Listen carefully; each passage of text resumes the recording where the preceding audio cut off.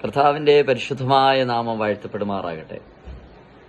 ഫിലിപ്പിയ ലേഖനം 4-ാം അധ്യായം 13-ാമത്തെ വാക്യം ഇങ്ങനെ പറയുന്നു: എന്നെ ശക്തനാക്കുന്നവൻ മുഖാന്തിരം ഞാൻ സകലത്തിനും മതിയാകുന്നു.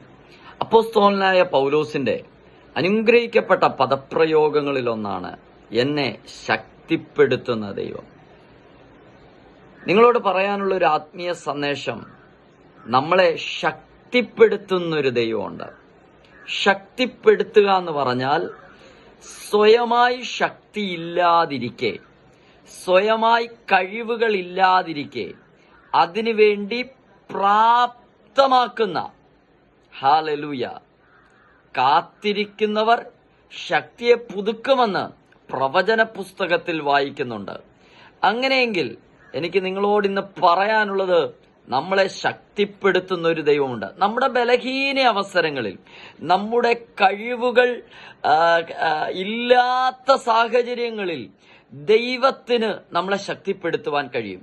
നിങ്ങളുടെ യൗവനം കഴുകനെ പോലെ പുതുകി വരത്തക്കവണ്ണം ഇന്ന് ഞാൻ പരിശുദ്ധാത്മാവിൽ നിങ്ങളോട് കൈമാറുന്നു. ശക്തിപ്പെടുത്തുന്ന ഒരു ദൈവം.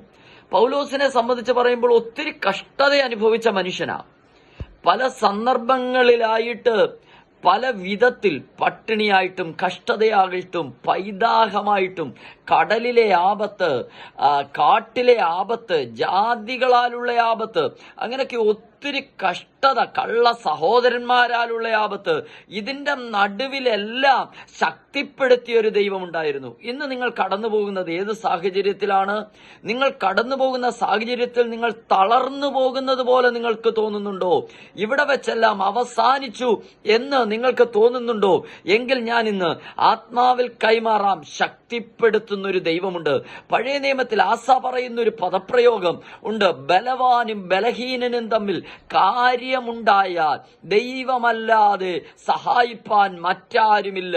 നിങ്ങളെ ശക്തീകരിക്കുന്ന ഒരു ദൈവം, നിങ്ങളെ കഴിവുള്ളവനാക്കി മാറ്റുന്ന ഒരു ദൈവം, തളർച്ചയെ മാറ്റുന്ന ദൈവം. അതെ, പൗലോസിനെ പോലെ തന്നെ നമുക്കും ഇന്ന് പറയാം: എന്നെ ശക്തനാക്കുന്നവൻ മുഖാന്തിരം ഞാൻ സകലത്തിനും മതിയാകുന്നു. ആമേൻ.